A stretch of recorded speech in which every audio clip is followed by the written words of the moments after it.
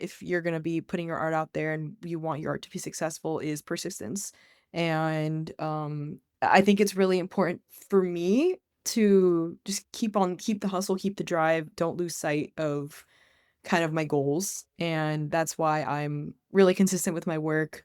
I mean, it's not easy at all. It is not easy. And especially as an artist who creates like substantial art, it's very easy to get caught in like ruts with like art block and writer's block. And I have experienced that before and it's not very fun.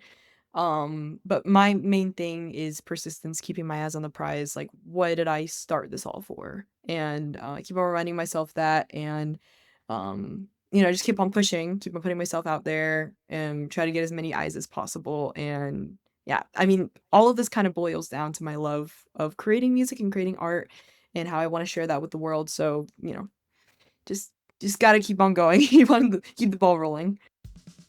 You're listening to Creatives Prevail, unraveling the stories of creative professionals. Hello, everyone, and welcome to Creatives Prevail, where we dive into the stories, challenges, and decisions that help shape your own creative journey. I'm your host, Mike Zimmerlich, and each week I sit down with creators, artists, and industry professionals to uncover the lessons they've learned building their careers. My next guest is alternative heavy artist MADiSON ViOLETT. In this interview, we discuss how she kept her momentum by releasing 7 singles within a year. We also talk about how she secured Kellin Quinn from Sleeping with Sirens for her latest release, Bleed For Me. Let's get into it. Hey, MADiSON, how's it going? Hi, I'm doing good. How about you? I'm doing fantastic. Thank you so much for asking, and I really appreciate you being on the show. I do. It's so exciting because I really liked your newest single that just dropped, and we're definitely going to talk a lot more about that. But I do like to start with a general question, and one of the things that I've noticed is that not even just release. I'll say you've been doing a lot in your career, and you just started in 2025. And so from this recording about a year or so ago, maybe I'll say 1 to 2 years ago at this point in time. And you've done so much. And the word that came to my mind was speed and how quickly you were able to do these things. So I just want to ask you what that means to you about the speed of what you're doing with your career already, as well as the hustle and the drive behind it. Yeah. So 100% being an artist in general, especially in today's day and age with social media, there's always people, like attention spans are everywhere. You kind of have to like force yourself like out there. And what's really important if you're going to be putting your art out there and you want your art to be successful is persistence. And I think it's really important for me to just keep the hustle, keep the drive, don't lose sight of kind of my goals. And that's why I'm really consistent with my work. I mean, it's not easy at all. It is not easy. And especially as an artist who creates like substantial art, it's very easy to get caught in like ruts with like art block and writer's block. And I have experienced that before and it's not very fun. But my main thing is persistence, keeping my eyes on the prize. Like, what did I start this all for? And I keep on reminding myself that, and just keep on pushing, keep on putting myself out there, and try to get as many eyes as possible. And yeah, I mean, all of this kind of boils down to my love of creating music and creating art, and how I want to share that with the world. So just just gotta keep on going, keep the ball rolling. When you do get writer's block, what do you normally do in that situation? Do you go and take a walk? Do you just push through it and go, because some people will just like, I'm just going to keep on writing things down. Even if it's the worst idea is imaginable, I'm just going to try to push through it.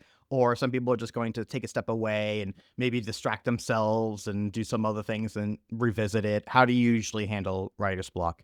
Yeah, so mainly for me, it writer's block typically comes after like a long bout of creativity, and sometimes it just kind of feels like you've drained all of your creative power out. But what really helps me is, again, like you said, just keep on writing no matter how like crappy it is. If you're not happy with it, just keep on going.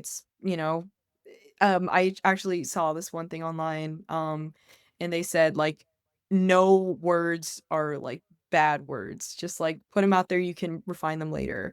Um, and that also applies to like creative writing, and because I also do a little bit of creative writing here and there, in addition to lyricism, so it's like you just got to keep on doing it. It hurts, it's hard, but just putting it down, writing it out, and just keeping your eyes on the prize is like it's been really helpful for me. And I mean, writing block is debilitating. It can like last for a really long time. So again, musically, away from lyrics, I also listen to a lot of songs and artists that inspire me. And like, oh, this cool guitar riff in this one song that I really like. I'm gonna kind of figure out something that inspires me based off of that, or like, oh, I like this live show of this one artist. Like, I want to be up there on that stage doing that same thing. So, mainly it's just drawing inspiration from different corners of your mind and reminding yourself, hey, like, what did I start this for? Kind of like that. Like the fact that you mentioned about purpose and that what am I doing this for? Because sometimes that can give you the drive in itself of like this is my purpose, this is my reason, this is why I'm doing this. Because without that, right, then where's that drive Yeah, exactly. going to come from if you are not reminding yourself of the purpose of why you want to do this to begin with, right? So I really appreciated you mentioned that. I also appreciate the fact that you mentioned that there are no such thing as a bad word. And, as far as like writing things down, because that's how everybody creates, right? You Yeah, just create something and its first iterations most likely going to be exactly. garbage or not, or at least Yeah, okay. Right. And then you're going to go back and refine it. Sometimes you strike gold, but many times you don't. And that's okay. That's the whole point, right? Is that you go yeah. back to it and you refine it and so forth. Are you the type of songwriter that will write down an idea and then come back, and then once you're done come back to it later, or are you a completionist where like if I'm starting to write a song, it this one run is it's gonna get finished? That actually depends. A lot of times, again, if I'm like inspired by something, I always like have my notes app like ready to go. And I just jot things down. Sometimes I sit on it for a couple days, but like if I'm really feeling like I gotta get this done, I really want to start working on this, I flesh it out instantly. Um, yeah, it honestly depends on the project. Like there's no method for me that's like, some of my best songs came to me instantly, some of them took, like, months, um, and some of them that did take months, I wasn't fully happy with, so it's like, it really depends on, like, my headspace and, where I want the project to go, because I don't wanna force anything, like, forcing things kind of make it worse. But yeah, that's kind of my method, honestly, is whenever it comes to me, it comes to me, and, I let it unfold naturally. How long have you been songwriting for? I so I've been doing music in general, since I was like 3 or 4, but I didn't really start seriously writing until I was like 11 or 12. I mean, like I wrote stupid little songs when I was like 7, but I think all of us did. But I didn't really start planning out like, hey, I want like an album, I want an EP, and like until I was like 11, 12. Um In the beginning, I was actually really into, like, singer-songwriter kinda stuff, and then, um, I kind of, you know, went into the metal path as my songwriting and my artist identity kinda developed, so Were you listening to that kind of music at like around that time as well when you start like when you were transforming, like those was that the kind of music that you really liked, or did you like different types of music when you were younger? like, singer-songwriter or metal? Both. Oh, okay. When I was younger, so I was kind of exposed to a lot of different types of music. My parents, honestly, like none of my family are musicians. Like I think like one cousin is a musician. But my parents made a point to expose me to all these different types of music, all these different types of genres. My mom actually was like a huge like hardcore punk fan in like the 90s and the 2000s, like in high school. Like she really likes Rancid, that's one of our favorite bands. So we went to see them open for Green Day, Nice. Operation Ivy. Let's see, what are some other like kind of like the ska bands of the 90s. So that was really cool because I grew up with a lot of like alternative genres, and also my dad. I grew up with a lot of new metal too. I don't know, he really liked like new metal. Like one of my earliest memories in elementary school was actually like he used to drive us every single day to school with like a new album, and I remember one day listening to like Linkin Park. I think it was like Meteora. And he played the album in the car, and I was like, "Oh my god, this is so good." But My favorite so albums. it's so good. It's I have a poster right here, but Oh, hell you yeah. can't see it. Yeah, I've been on a kick lately. I've been just like streaming the heck out of their stuff. Anyways, when I first started writing music, I was kind of leaning towards like a bedroom pop, uh, like singer-songwriter kind of thing.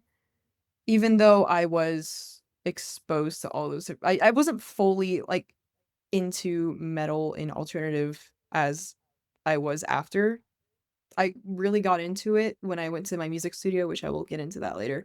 Let's say a lot of my early writing inspirations were like Clairo, if you know her. I listened to a lot of Joji, which he used to be a YouTuber, and then he started doing like this indie pop kind of thing, very experimental, very artsy.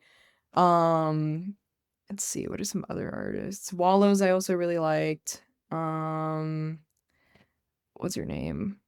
Oh, Beach Bunny was one of my favorite bands that kind of got me. They're like indie also, but they were more alternative than the other things I was listening to at the time. And then there's one more that I was just about to say and I'm forgetting. Um, yeah. But kind of bands in those. Oh yeah, what's her name? MXM. I don't know. She's like a also an indie artist, but that was kind of the stuff that inspired me as a writer when I was younger. I mean, honestly, I feel like a lot of that stuff was trending on TikTok at that time. So that was another factor, but yeah. And then I started getting into heavier genres when I was like, "Hey, I want to learn how to play guitar." I picked up guitar when I was like 9 or 10 because I wanted to start learning how to write my own singer-songwriter kind of stuff, but my music studio was very rock affiliated, and there was this program called Jam Corps where it was a bunch of random students come together and play songs, and let's say 90% of the time they were like rock songs, metal songs. And so that direct exposure helped me get into the genre itself and be like, wait, I remember listening to this stuff as a little kid. I remember being exposed to this kind of stuff. I remember listening to Meteora in the car with my dad and Pink Floyd and all that. So I started exploring it on my own. And then that was really when I was like, oh, wow, I really like this genre. And I started off with a lot of I'd say a lot of pop punk, 2000s, 90s, 2000s. Really into Blink-182, Green Day. And then later on, as I explored those alternative genres, I got into a lot of post-hardcore because a lot of those pop punk bands were affiliated with post-hardcore. Let's see, what are some like Pierce the Veil, Sleeping with Sirens, 100% Hawthorne Heights, all those bands. I loved I kind of got like heavier and heavier and heavier and heavier. And then from post-hardcore, I moved on to metalcore. Um, and a lot of modern metalcore. Like one of my favorite bands of all time is Spirit Box, and I have seen them like 4 or 5 times. I don't know. But and oh, I can't go without saying that Evanescence, like Amy Lee, is like 100% like one of the reasons why I'm still doing this today. Um, like that kind of music. And also Haley Williams from Paramore, huge inspiration. Kellin Quinn Sleeping with Sirens, which I will get into later, is also like one of the reasons I'm still singing. And yeah, that's kind of like a rundown of how I got to where I am generically. I could go on, but I don't want to because I will talk the whole time. No, we can nerd out all day long about just those kind of bands. Those definitely are up my alley as well. But you mentioned though about a music studio. So you went to Yeah. like, it was like a music program that you went to? Yeah, it was just it was like a music school, like after school. I first started learning guitar, and then I started getting, well, I've been doing vocal lessons since I was a little kid. I think 3. I think I started when I was 3, and then I did a lot of dance music recitals, musical theater, a lot of that when I was little. But then this music studio was a flip from what I was used to because it was, instruments and vocals. And so, that got me directly into playing like the heavier genres, or quote unquote heavier arts alternative. That's a good word. Because I started out, I was like, I want to learn how to play acoustic guitar, and then I was like, wait a second, electric guitar is pretty cool too. That's really how it went. So you found the type of music that you were really liking, and you're going to this music school, this music program, and and with your fellow classmates and learning how to play and so forth. And then you eventually lead into fronting a pop punk band. hmm Yeah, so we actually all met through this music studio. It was through that program what I talked about, the Jam Corps, which was random students being put together to play music. And so basically, there was this other program called Pro Band, where it was basically, it's a permanent band, like a bunch of little kids who wanted to get together, and then there's like a coach that you can like pay for. And then he's like your personal coach. And so one of these bands, they needed a new vocalist because they were all, I think, around like 11, 12, like hitting that spot in their lives where they can't sing as well as they used to. And so they were like, maybe we want a female vocalist. So I knew these kids through the studio, and they were like, hey, Madison, you want to join? And so basically that kind of led to me becoming a permanent member of the band. We started off just solely as like a cover band, like learning how to play, and then we were like, hey, let's start doing originals. Um, and so that led to, us looking to like do an EP, and then like a producer spotted us, and we started like really seriously being like, hey, we all have the same goals of wanting to succeed in the music industry, wanting to go on tour, wanting to do like create music, do the thing we love the most, all together. So we all had similar goals. And that led to, we were performing like 2 to 3 times a week. It was very intense. Loved it. But it was just very intense. And because we were also like, we were like, we got to do this. We got to like keep on grinding. Like, what I've talked about before. Keep your eyes on the prize. Um, and then I stayed with this band for like, members came and left for like years. I stayed with this band since, I think I joined when I was 12. It was right when like COVID hit. I was, yeah, I think I was 12 when COVID, was I 12 when COVID hit? 12 or 13. I joined in 2019. And then I stayed until, I'd say 2024, like mid 2024.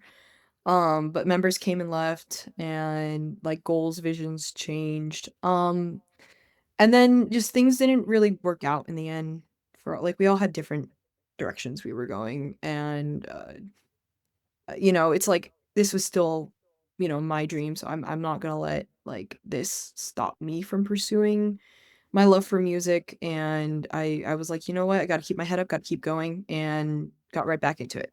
Minute I, minute I decided to leave the band, it was like, right, gotta keep on going.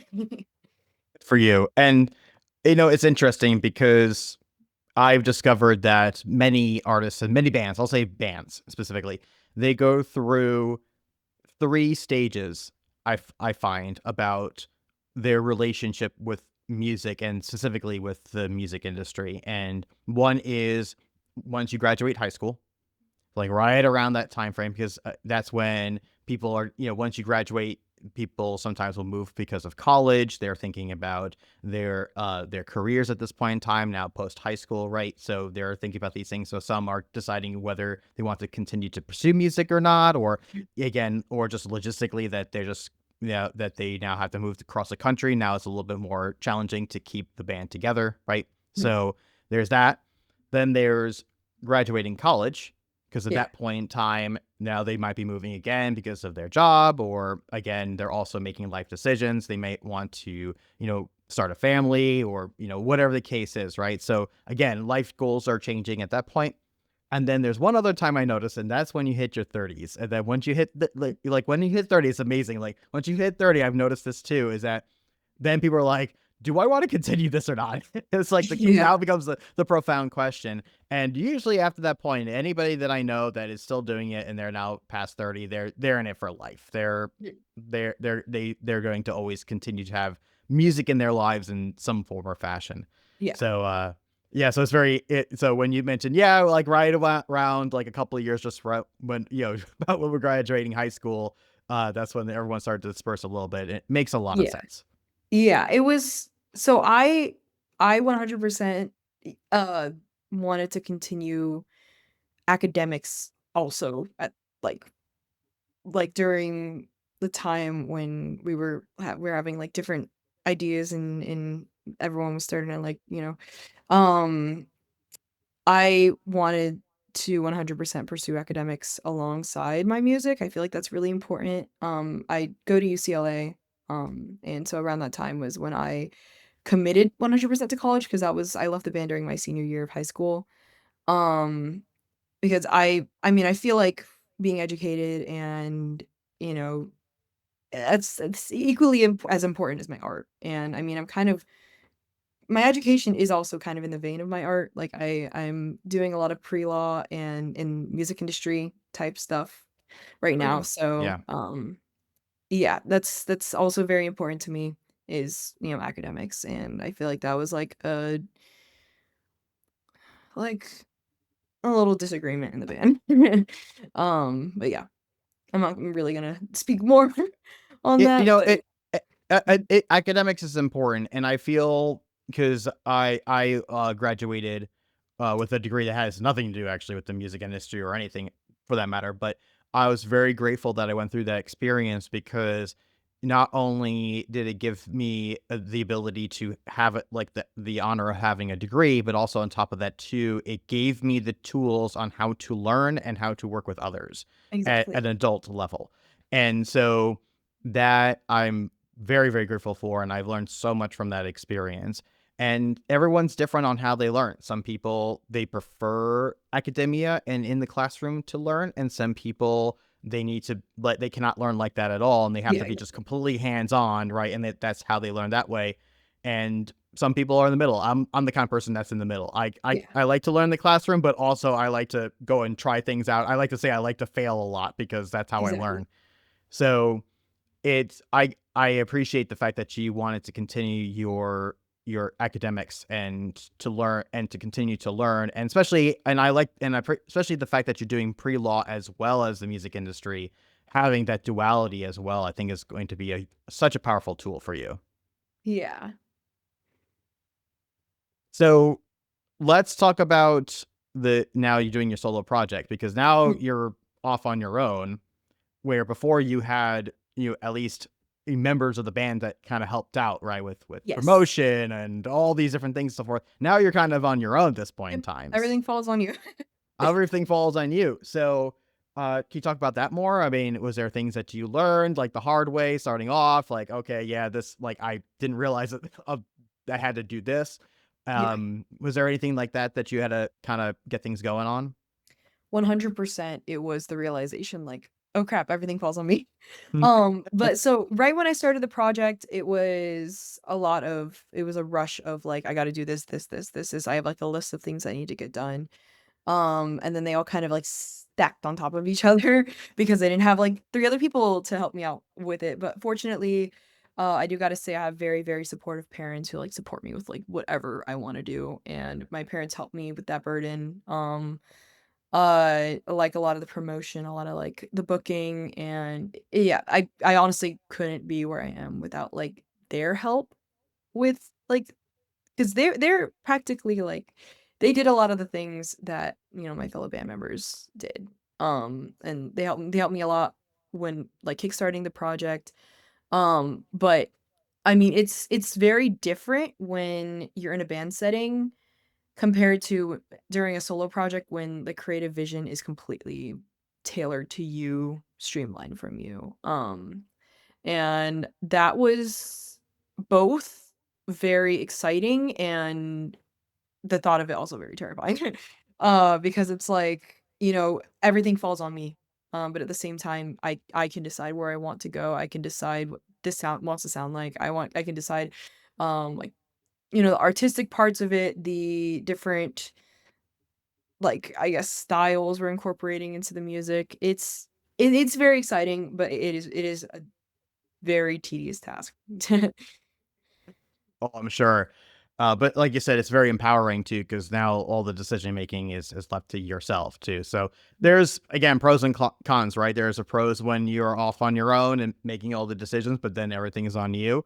But then there's also when you have a team, there's a little bit more cooks in the kitchen, if you will, but you Yep. also are spreading out the tasks and the responsibilities that are involved with the project.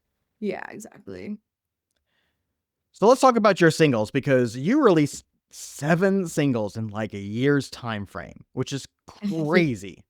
So, which congratulations, right? We were talking about before Yeah. about that momentum, right? Yes. And so I want to know more about that because did you produce all 7 singles before releasing a single one, or did you release as you were recording and producing the next ones? So my first 3, I had been writing even, like, because even while I was in the band, I, did a lot of personal side writing, and so those came out of some little projects I, like, were working on for fun on the side, and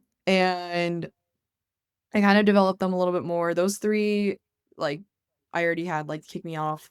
I worked with the same producer I did with the other band, and so I showed it to him, and he's like, "Okay, we can get these out like that." But in the meantime, a very important piece of advice I have from him. He's like, you know, he's given me so much great advice with the music industry and all that. He said, "Just keep on writing no matter what." Again, that pertains to the writer's block issue. It's just keep on writing. And that's what I did. So through the production of those 3 first singles, which was I opened with Circling in January of 2025, when I was 17. And then Bury Me Alive was next, and then Fall from Grace. So those were my 3 introductory singles. And then after that, I, kept writing. And then as time went on, my vision as an artist kind of developed itself, as I explored different styles of writing, as I went through different bouts of, like, writer's block and inspirations and discovering bands who inspired me, rediscovering bands that, inspired me. Um, I I don't know, I just kept writing. And again, it's you kind of have to if you wanna put yourself out there and you wanna keep that momentum and keep those eyes on you, you gotta, one after the other, keep that momentum. Yeah, so as honestly, if you listen to my music chronologically, you can definitely tell, like, I mean, I am a baby artist. I literally just started. You can there's a progression of the sound, and these upcoming singles and these past couple singles have really helped me define my sound as an artist. And it's a lot of it's just natural time. Like, you can't snap your fingers and instantly have a sound you love. Like, of course, as artists, especially as me, I'm like a freaking perfectionist. It's terrible. It's I mean, it's good and bad. But it's like, you know, there's gonna be art you're not happy with, and you can't say, "Oh, this is garbage, I'm gonna throw it out." You kind of have to use that as another brick in the wall to help building your identity up. And that's kind of how I'm looking at my progression as an artist. It's like, "Hey, I may not be happy with this past project, but it was a stepping stone for me, and I will continue to, use those stepping stones to curate my sound?" Absolutely. So I do want to talk about the. So I appreciate the fact that you mentioned that you released a couple of songs and then kind of refined your sound and voice and how you want to present yourself as an artist, and then start releasing other singles. I'm also curious about the promotion behind them, because again, Yeah. that's a whole nother undertaking on itself, is the actual promotion of it. And like you say, you mentioned about momentum, but there's more to that than just dropping those singles, right? Because you you have to still keep people's attention, right? So that they're going to want to come back and at least and also progress along the way, because I've seen this all the time, and I'm sure you've seen this as well with other artists, is that they'll drop a single and you see like a little blip in activity, and then it just goes Mhm. down again, and then it just kind of flatlines for a while until the next single comes out and they get a little blip, and then flatlines for a while, Yeah, but they're they like, don't. "Where'd you go?" Oh, yeah, right. It's like, where'd you go? But there's no growth, right? Yeah. There's no, because that's what you want to see, is you want to see growth, where one single leads, gets people interested, and then the next single gets those people, then more people interested, and then it kind of just keeps on building up from there. So, can you talk a little bit more about that, like the promotion Yeah. behind it and how you put those songs Well, out there and release them?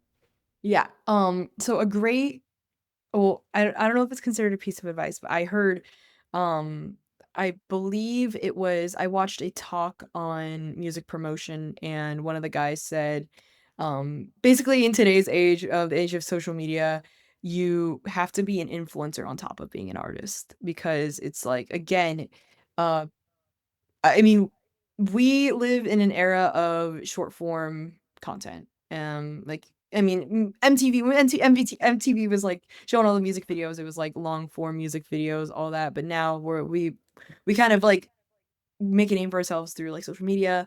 So a lot of it is that influencer kind of part. You kind of have to like uh promote, at the same time build like a personality for yourself, like show people who you are as an artist because they will gravitate towards if like you kind of hide behind your music, if you're like, oh, here's the song, boom, that's it, no silence. It's kind of different than if someone's like, hey, here's the song, by the way, here's like a meme, here's like a cool behind the scenes clip, here's this, that. A lot of it is being 100% yourself. But it is very exhausting on social media.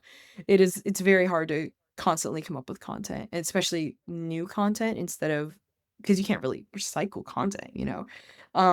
So it's like, again, it's like you gotta keep the ball rolling.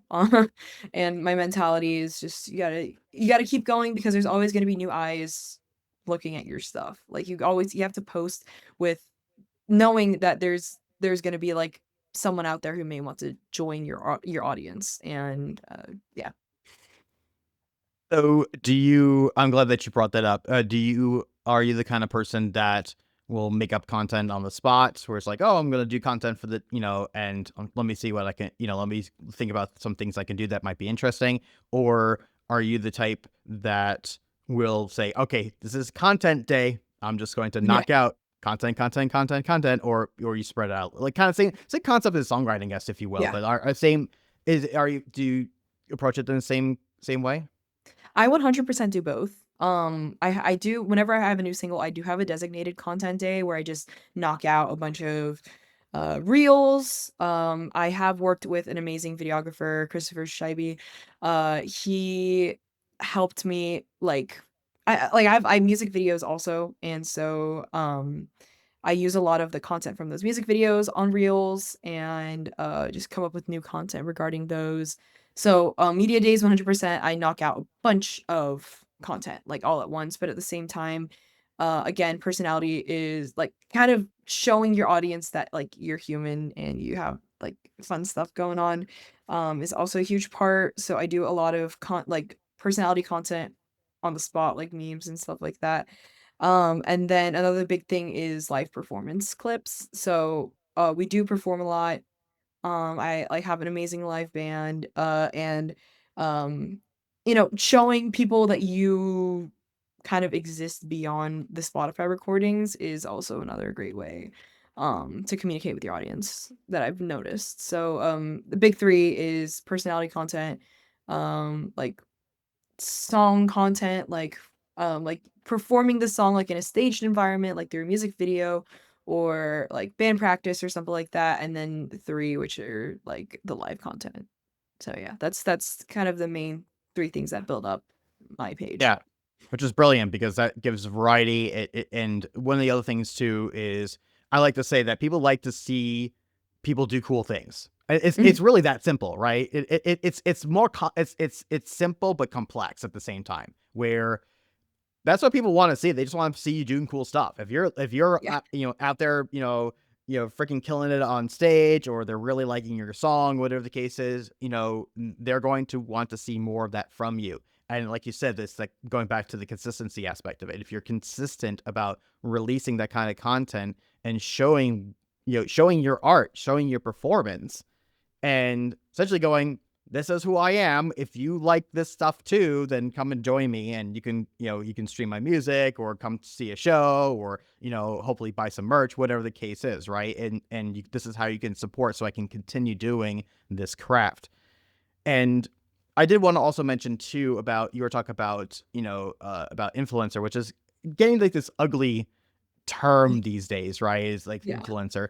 But honestly, being an artist is being an influencer. Yeah. It's one of the same. It's just that it kind of got separated out a little bit because there's now people who are just more of like an overall influencer, or just like content creator in general. But being an artist, you're influencing people. Yeah, You exactly. right? You're getting, like, a whole point of an influencer is getting people's attention on whatever you are that you're doing, and that's what you're doing as an artist. Do you want Yeah. people to pay attention to your original works? And that's never changed. Like, Yeah. before pre-social media, that was always the case. That you had, even pre-social media, you still had radio. You mentioned MTV, right? That changed everything in music, because before that, there was the occasional music video that came out, but when MTV exploded, then every single artist had to do a music video, There's like right? you can put a face to the music, and Right. that's like what, I the guarantee you, industry there are a bunch of expects. artists that did not want to do music videos back then, but were Mhm. forced, but basically were not. I want to say forced, but felt coerced into doing them, because Mhm. it's like, well, if you want to get known, you need to go on MTV, because Yeah. that's where everyone is right now, which is crazy to think about, but like that's what it was. And same thing is true with YouTube, right? When YouTube really hit its peak, every single song was dropping a music video. Where Yeah. nowadays, you don't like you have actually even more options now. You can do not just music videos, we can do like I call them a video vignettes, where they're like a certain types of vibes that can go well with Spotify Canvas. And you could Yeah. also do or like you said, or short form content, right? Where you have these, like, you can do these like quick little setups and then just get a whole bunch of content there. It doesn't necessarily have to be a full blown music video, but people can get just the vibe of Exactly. what you are about. I've seen like a lot of popularity rise in like with the visualizers, Yes. where they don't label it as a music video, they label it as a visualizer, and I've seen a Mhm. lot of those and lyric videos explode in popularity, because it's good for that short form content, it's good for, like, the attention spans, all that. It's very social media, like, fronted, I don't know.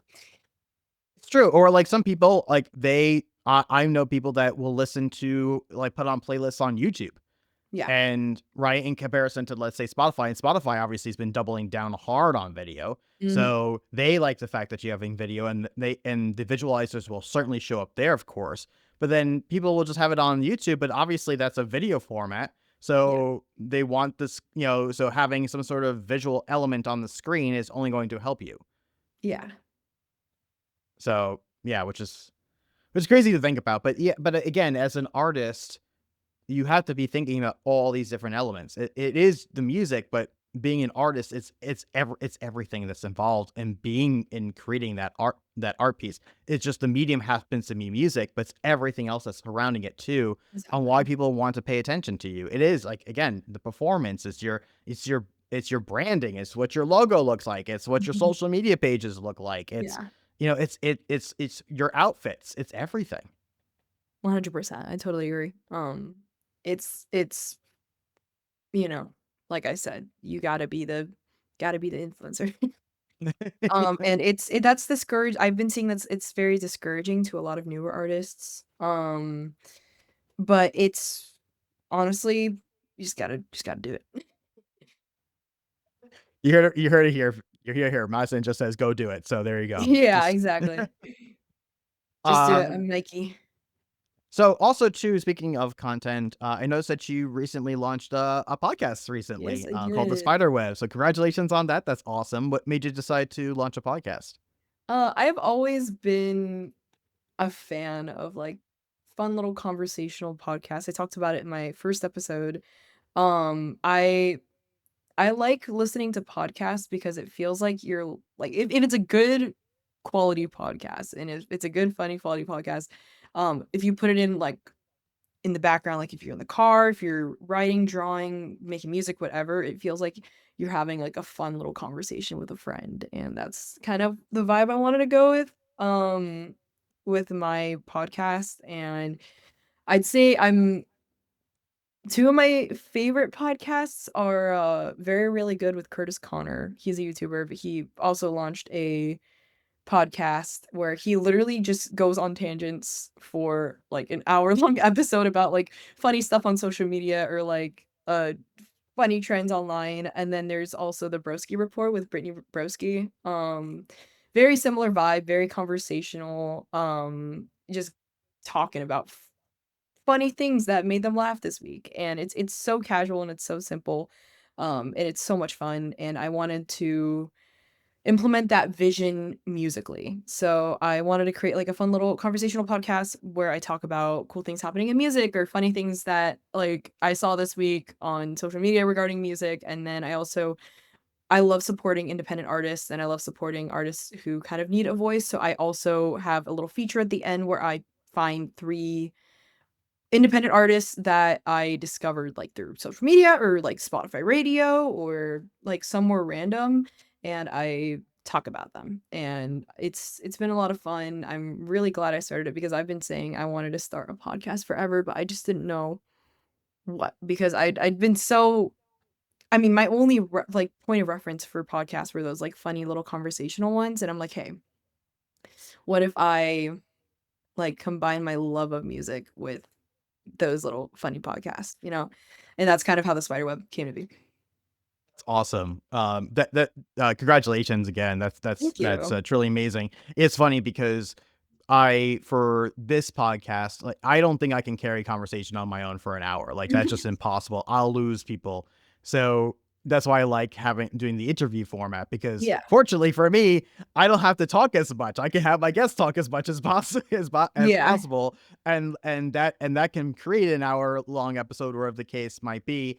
And more than half the load is on the guest, not on myself onto Yeah. talking. So I found what my groove is, and so again, it really just kind of depends upon what kind of personality that you have and and again, like you said, well, why do I want to create this? Why do I want to, what do I ultimately want to get out of it? Yeah. And I will say that what's great about the podcast as well is that essentially it's built-in content for yourself, right? Because now you have a steady schedule of when you're releasing your episodes, Mhm. and now you can take clips from them or do whatever you want. But it's always something, again, going back to that consistency aspect of it. That's a great way to make sure that you have consistent content coming out. I know for myself, this is a weekly podcast. At the very least, I'm having one piece of content coming out a week. I usually do much more than that, but like I know I'm guaranteed once a week something's Yeah. going out, right? So, yeah, doing a podcast is just fantastic, and I really do appreciate the fact that you are also using it as a platform for your fellow artists, to Yeah. get their music out there too, which is really amazing. 100% it's geared to other listeners who are not only music lovers, but artists themselves. Like, so basically every other episode I feature an interview. So I interview people like in the music industry or other bands, other artists. For example, I recently did one with my videographer, and he had a completely different, like, po- point of view of the music industry than say like someone who just does music would. I mean, he's also like an artist, so he is he has really great ideas and really great perspectives like that a budding artist or, you know, an artist who wants to make it might want to hear. In addition to that, it's also really fun to interview other musicians and kind of see like their perspective on the industry and things that are helping them, things that they failed at, things that they succeeded at, and just generally, like giving advice to other artists and making that community of independent artists. Yeah, it makes you feel good too, right? That you get Yeah. to connect with artists in that particular way, which is always fantastic too. So I do want to talk about your single. Which is, again, I mentioned before how much I love it. So Bleed for Me. Talk more about it. It's like how, Yeah. talk about the single, how it all came about. Awesome. So my most recent single I just dropped is called Bleed for Me, featuring Kellin Quinn of Sleeping with Sirens, who I did talk about earlier. Great, awesome track. One of my most favorite one of my most favorite pieces of art like I've ever created in my life. Very MADiSON ViOLETT. I feel like this is very on track with my identity as an artist. And it was just I just gotta say it was absolutely incredible to work with, like, one of the artists who inspired me vocally and as an artist and musically, and, he's very kind, he's very kind-hearted, very sweet, and it was very cool to work with him, and, be with that one person who, like, "Hey, dude, you were the one who inspired, like, my vocal technique," and yeah, it's really cool, I'm honestly still in shock. I had lots of fun. I'm glad everyone else is loving it. I'm getting some really great engagement and great interest in the song. So I'm really happy everybody is liking it just as much as I do. Yeah. That's really yeah. How'd you get connected with Kellen to begin with? Like, how did that come Yeah. about? I honestly just reached out to him. Like, Good for you. I'm gonna yeah. give. I don't I was clap on like, my podcast, but good for I, you. I'm like, it's a That's long awesome. shot. He does I really do appreciate he also appreciates a lot of independent art and smaller artists. And so I was like, hey, it might be a long shot, but I will reach out to him. And I heard back from him and he was like, "Hey, Madison, your stuff is sick. Like, let's hop on a track together." And I was like, it was literally the day after. That's so It cool. was yeah, I actually reached out to him at IKEA because I went and got those shelves from IKEA and I literally like was typing the email out in the car. And then I woke up the next morning and then it was like notification from Kellin Quinn. And I was like, oh, it was That's so really cool. funny. Yeah. But yeah, it was great to work with him. Very talented, amazing, and, speaking of Sleeping with Sirens, they are coming out with their own album very, very soon. I'm very excited for it. Ending in Itself.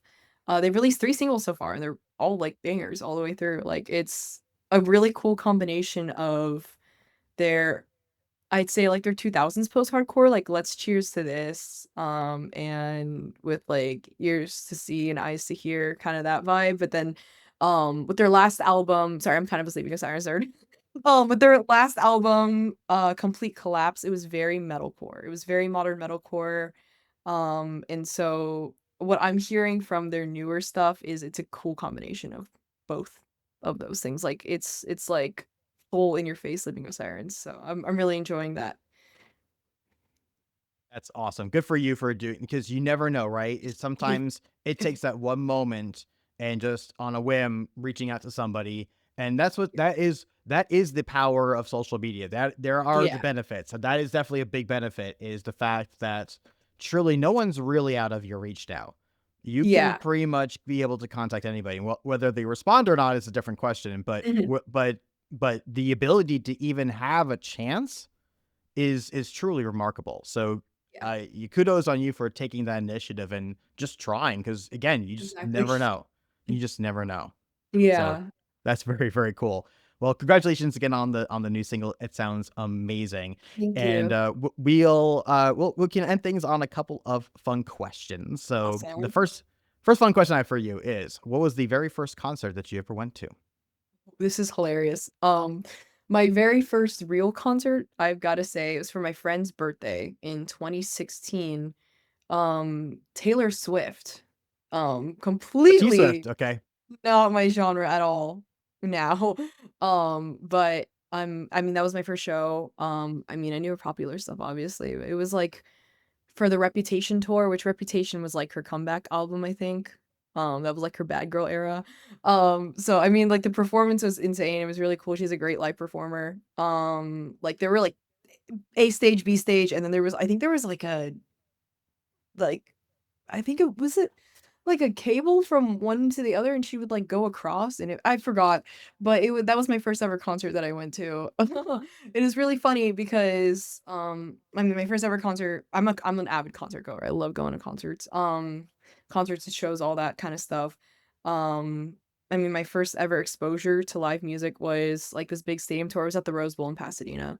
And then now I go to a lot of shows, like more intimate, I guess. My favorite venue is House of Blues in Anaheim. So it's like very different from my first exposure to what I do now. Yeah, that venue is really cool. I've been there once or twice myself. Yeah. Um, so next question for you is, I'll put a caveat to this. Do you have a go-to artist that you're listening to right now? Right now. Oh, okay. But it can't be Sleeping with Sirens because we gave them a lot of Yeah. love. So another band besides Sleeping with Sirens. Okay. I actually do this on my podcast. So, every week I have a segment called What's on Madison's Earbuds. And Airbuds is basically like if you know about it, it's an app that like tracks your Spotify history. So I can actually look it up right now on my earbuds. I I've got to been find that too. kind of going insane. Oh wow. I've been going insane these past couple weeks with my listening habits. I have been listening to like 3,000 minutes up every week. I don't know why. I've just been on a huge music kick. Let's see what my number one artist is this week. Oh, okay. This week it's Spirit Box, which Nice. Okay. is Yeah, you Canadian mentioned it metal before. band. They are hopefully coming out with new stuff soon. They're about to go on tour with Evanescence, which I am really excited because I'm most likely going to be going to that one. Um, great vocals by Courtney LaPlante. Amazing female fronted metal band. They're really cool. It's like genty, lots of deathcore, lots of metalcore. They have a very unique sound. It's very electronic inspired. Their music is addictive.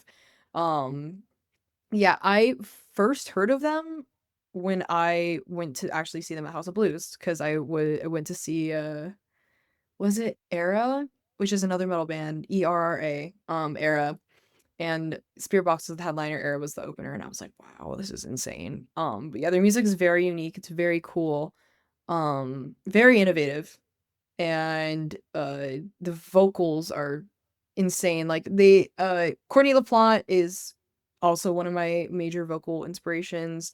She has some crazy cleans and also like her like harsh vocal techniques. Like she has a lot of deathcore inspiration with her vocals.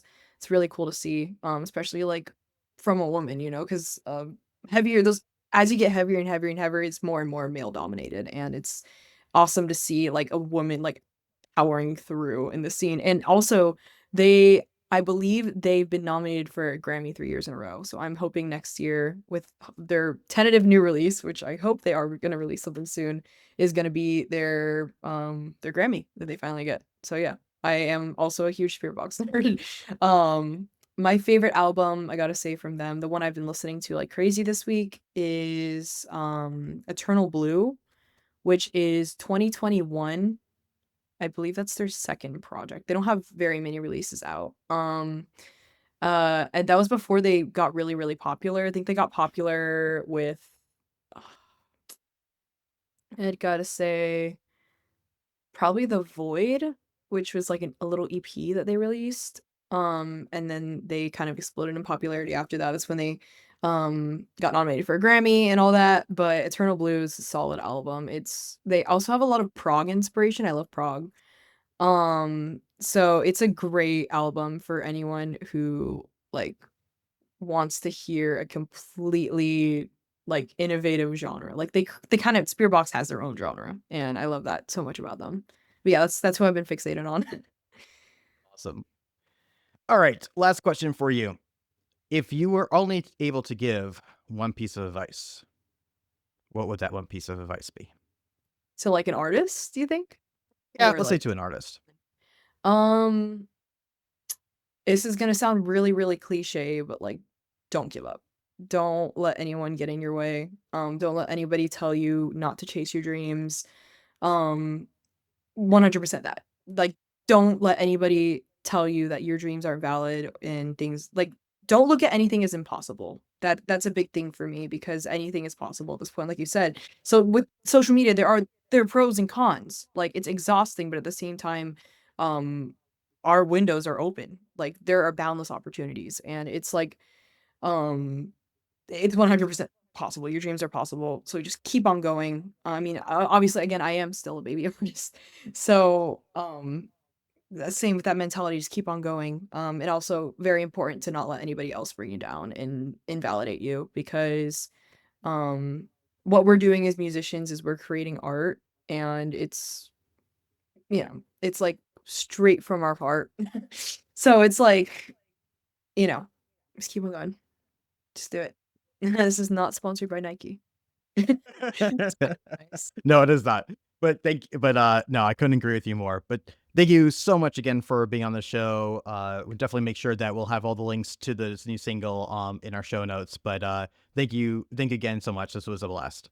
Of course. Thank you so much for having me. Yeah, I really appreciate it. I love all of the support you're showing to independent artists and just Oh, artists in thank you. general. So you're doing great things for the industry. You're doing great things like for music because and art are just so important to be protected right now. So I appreciate that. Thank you. I really appreciate that too.